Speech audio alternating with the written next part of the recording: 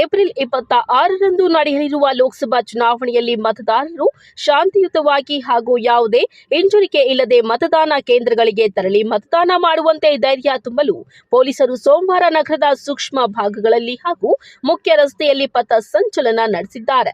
ಮತದಾರರಲ್ಲಿ ಆತ್ಮವಿಶ್ವಾಸ ತುಂಬಲು ಡಿವೈಎಸ್ಪಿ ಮುರಳೀಧರ್ ನೇತೃತ್ವದಲ್ಲಿ ಪಥ ಸಂಚಲನ ಹಮ್ಮಿಕೊಂಡಿದ್ದು, ನಾಗಾಲ್ಯಾಂಡ್ ಕೇಂದ್ರ ಮೀಸಲು ಪಡೆಯಿಂದ ಸುಮಾರು 170 ಜನ ಹಾಗೂ ನಗರ ಠಾಣೆ ಪೊಲೀಸ್ ಸಿಬ್ಬಂದಿ ಒಳಗೊಂಡು ಒಟ್ಟು 200ಕ್ಕೂ ಹೆಚ್ಚು ಜನರಿಂದ ಪಥ ಸಂಚಲನವನ್ನ ನಗರ ಪೊಲೀಸ್ ಠಾಣೆಯಿಂದ ಹೊರಟು ಜೋಡಿ ರಸ್ತೆ, ಸರ್ಕಾರಿ ಬಸ್ ನಿಲ್ದಾಣದ ರಸ್ತೆ, ಚೇಳೂರು ವೃತ್ತ, ಎಂಜಿ ರಸ್ತೆ, ಆಜಾದ್ ಚೌಕ, ನೆಕ್ಕುಂದಿಪೇಟೆ, ಅಗ್ರಹಾರ, ಮೆಹಬೂಬ್ ನಗರ, ಎನ್ಎನ್ಟಿ ರಸ್ತೆ, ಊರ ಮುಂದೆ, ಗಜಾನನ ವೃತ್ತ, ಪಾಲಿಟೆಕ್ನಿಕ್ ರಸ್ತೆಯ ಮೂಲಕ ನಗರ ಠಾಣೆಗೆ ತೆರಳಿ ಪಥ ಸಂಚಲನವನ್ನ ಮುಕ್ತಾಯಗೊಳಿಸಿದ್ದಾರೆ.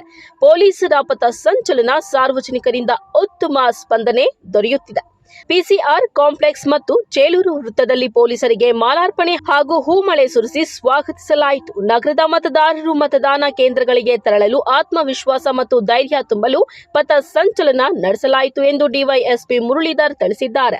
ಪಥ ಸಂಚಲನದಲ್ಲಿ ಪಾಲ್ಗೊಂಡಿದ್ದವರಿಗೆ ಜಿಮ್ ರಾಜೇಶ್ ತಂಡದಿಂದ ತಂಪು ಪಾನೀಯವನ್ನ ವಿತರಿಸಲಾಯಿತು. ಈ ಸಂದರ್ಭದಲ್ಲಿ ನಗರ ಠಾಣೆಯ ಇನ್ಸ್ಪೆಕ್ಟರ್ ವಿಜಯ್ ಕುಮಾರ್ ಹಾಗೂ ಸಬ್ ಇನ್ಸ್ಪೆಕ್ಟರ್ಗಳು, ಸಹಾಯಕ ಸಬ್ ಇನ್ಸ್ಪೆಕ್ಟರ್ಗಳು, ಮುಖ್ಯ ಪೇದೆ ಹಾಗೂ ಪೇದೆಗಳು ಭಾಗವಹಿಸಿದ್ರು.